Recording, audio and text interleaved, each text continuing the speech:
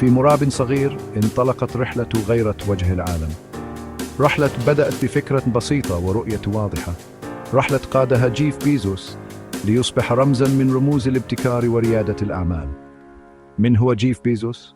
إنه مؤسس أمازون، الشركة التي أحدثت ثورة في عالم التجارة الإلكترونية. قصة نجاحه تلهم الملايين حول العالم. لم تكن رحلة بيزوس مفروشة بالورود. بدأ مسيرته المهنية في وول ستريت. كان يعمل بجد واجتهاد، لكنه كان يبحث عن شغفه الحقيقي الذي قاده إلى عالم الإنترنت. في عام 1994 قرر بيزوس ترك وظيفة. كانت فكرة أمازون تراوده. أراد تأسيس متجر إلكتروني للكتب. كانت فكرة جريئة، لم يكن الإنترنت منتشراً كما هو اليوم، لكن بيزوس آمن بفكرته. واجه بيزوس العديد من التحديات. كان عليه إقناع الناس بفكرة التسوق عبر الإنترنت. واجه صعوبة في الحصول على التمويل، لكن بيزوس لم يستسلم. كان مصراً على النجاح. عمل بجد واجتهاد لتطوير شركته. من الكتب إلى العالم، توسع لا يعرف حدود. لم يكتفي بيزوس ببيع الكتب، أراد أن يجعل من أمازون متجراً شاملاً.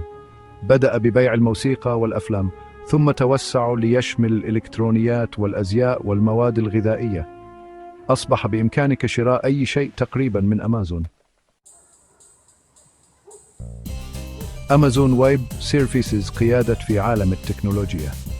لم يتوقف الطموح بيزوس عند هذا الحد.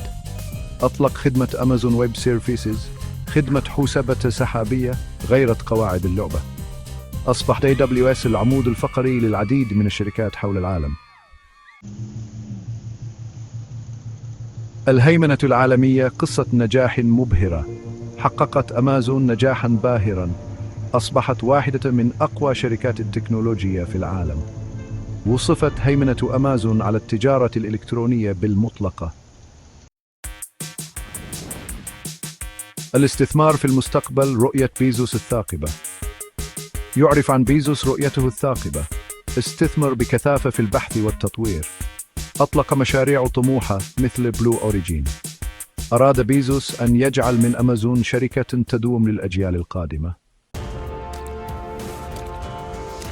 الخاتمة. إرث من الإلهام.